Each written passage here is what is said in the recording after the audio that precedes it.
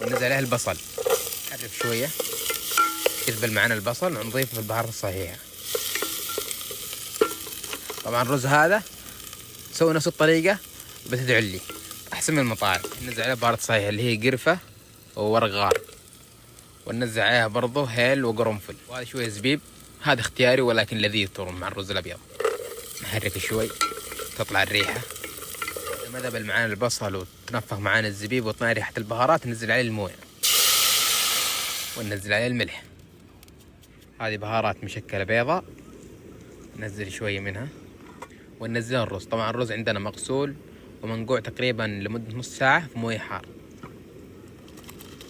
الحين بنخليه يطبخ حتى ينشف معانا الرز وبعدين نقفل عليه.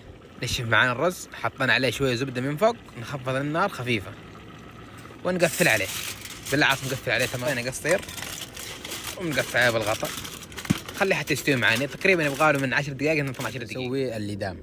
طبعا عندنا صدور دجاج مقطعة بهذا الحجم، ونحرك حتى تطلع منها المويه لانه فيها مويه، وبعدين نضيف الزبده. شوف المويه اللي طلع منه، نبغاه ينشف وبعدين نضيف الزبده.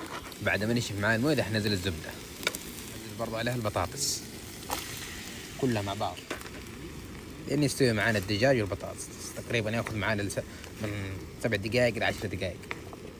يقمر معانا البطاطس والدجاج وبدا يستوي معانا، راح ننزل عليه البصل، وبرضو عندنا هنا فلفل رومي وهذا ثوم وزنجبيل مهروسة مع بعض. نحرك. دحين بننزل الطماطم،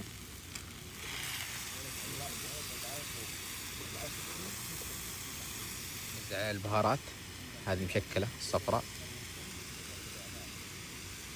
وهذه البابريكا الحمراء، ملح،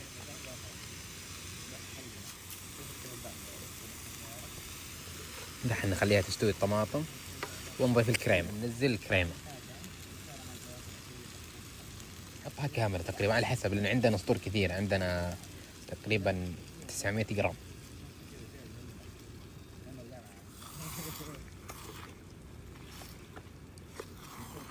لا تطبخ لمدة 5 دقائق على نار خفيفة، وبعدها يا سلام سلم كذا يا اخوان. خلاص جاهز معنا.